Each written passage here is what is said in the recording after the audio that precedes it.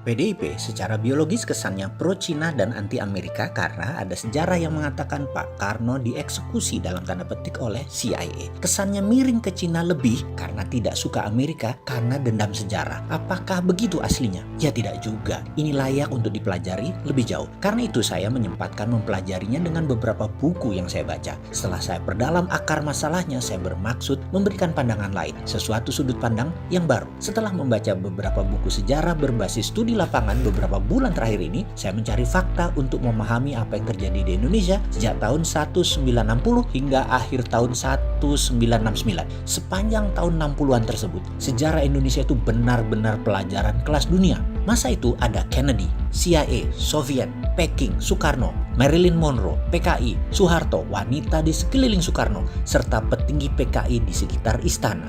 Serta banyak lagi drama di tahun 60-an tersebut menarik sekali. 3 buku saya habiskan dalam waktu 2 bulan kemarin. Setelah membaca, saya pun menganalisa, sehingga saya rasanya punya pendapat lain melihat sejarah dan realita terhadap apa yang terjadi terhadap Presiden Soekarno. Kita semua tahu bahwa globalis mulai menunjukkan taringnya di dunia di sekitar tahun 60-an tersebut, yaitu ketika mereka diusik kenyamanannya dalam hal kendali transaksi terhadap dolar, di mana mereka yang memegang dunia perbankan dan cara pembayaran menguasai Federal Reserve Amerika. Mereka memiliki kemampuan dan akses untuk mencetak uang sekalipun, dan mereka bisa. Mereka swasta loh ini. Berkali-kali saya mengatakan Amerika itu negara swasta karena memang kuat sekali swastanya, dan mereka itulah para globalis cabal. Ketika Kennedy memiliki platform baru, yaitu akan mencetak greenback by gold atau dolar negara Amerika yang dicetak berdasarkan jaminan underlying emas, maka ini ancaman bagi globalis cabal. Untuk itu, Kennedy memerlukan Indonesia. Ada perjanjian yang menguatkan rencana besar itu. Perjanjian tersebut membawa Indonesia ke kancah internasional, di mana Indonesia di tahun 60-an adalah memiliki kekuatan militer terkuat di selatan Katulistiwa. Benar, Indonesia adalah kekuatan terkuat di bumi bagian selatan waktu itu dan atas banyak bidang termasuk ekonomi, yaitu rupiah. Pak Karno ada di tengah rencana besar dunia akan menerbitkan dolar versi negara dalam tanda petik Amerika, di mana ketika Amerika akan mencetak uang, mereka memerlukan jaminan underlying emas. Untuk itu Kennedy meminta jaminan emas Indonesia sebagai salah satu bagian dari underlying dolar terbit, yaitu dolar baru versi Kennedy. Perjanjian di Jenewa yang bernama Grand Hilton Memorial Agreement yang ditandatangani oleh Presiden Kennedy dan Presiden Soekarno menjadi salah satu tonggak besar sejarah dunia. Tetapi globalis cabal yang terancam kendalinya punya skenario lain.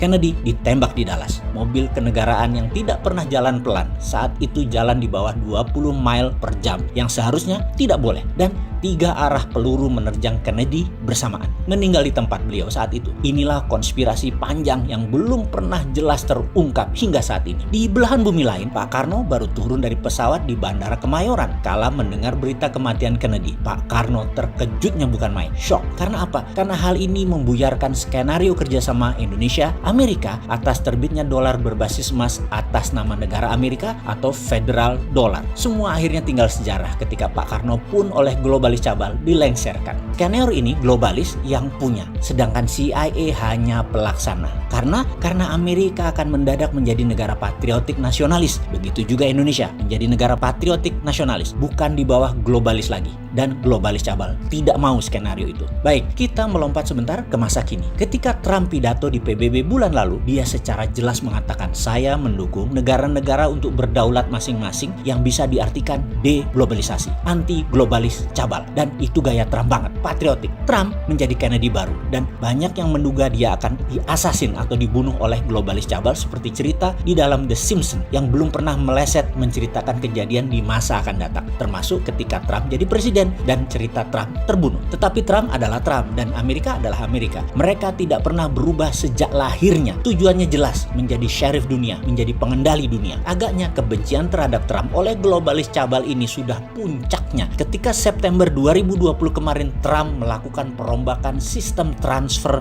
dolar. Kita beri catatan sebentar ya terhadap Trump sebagai pengingat, dan ada strategi yang layak ditiru untuk membuat Amerika negara berdaulat dan superpower. Juga kalau kita berani tiru, bisa membuat Indonesia berdaulat. Pertama, kalau Trump jadi presiden Amerika, jabatan keduanya dia akan menggunakan emas sebagai underlying dolar. Kemudian Federal Reserve Amerika sudah berada di bawah Kementerian Keuangan, tinggal dikuatkan lagi di masa jabatan kedua. Ingat ya, kita juga berkali-kali sejak beberapa tahun yang lalu kalau kita dapat mandat, BI kita bubarkan, jadikan Dirjen Moneter di bawah Kementerian Keuangan. Agaknya ditiru Amerika terlebih dahulu ya. Oke, belagu juga ya si Sontoloyo ini pamer-pamer. Oke, kita lanjut. Lalu, Trump lakukan apa September 2020 kemarin? Swift transfer dolar, perusahaan network transfer money antar negara yang berpusat di Basel, Switzerland, tidak dipakai lagi. Penguasa keuangan dunia globalis cabal Rothschild mulai meredup sejak 2500 tahun yang lalu berkuasa, dan mereka termasuk yang sangat marah terhadap Trump. Oleh Trump diganti dengan kuantum komputer yang dikembangkan oleh pemerintah Amerika yang telah digunakan oleh banyak bank sentral dan Fed sebagai lending konsorsianya. Inilah perang sesungguhnya saat ini. Globalis cabal di belakang Demokrat dan Tiongkok melawan Amerika patriotis nasionalis di bawah Trump. Ada yang menarik, kesadaran bernegara Amerika lagi tinggi-tingginya sehingga beberapa pendekatan pidato Biden-Kamala terpaksa harus menirunya, yaitu agar tidak ketinggalan zaman.